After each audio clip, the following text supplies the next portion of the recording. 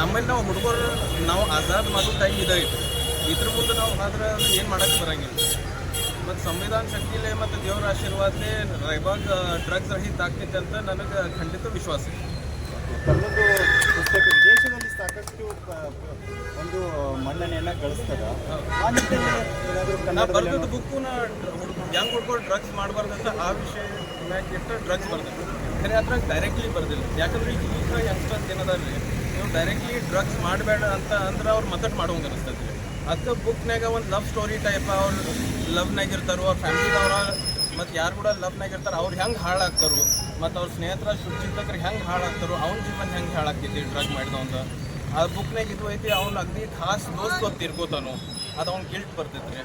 Guilt, forgiveness, morbidity, death, drug abuse, and how it affects the people around us and the people that we love more than ourselves. Main ಅದು ಐತಿ. ಅನುವಾದ ಮಾಡುವಂಥ ಮಾಡೋ ಪ್ರಯತ್ನ.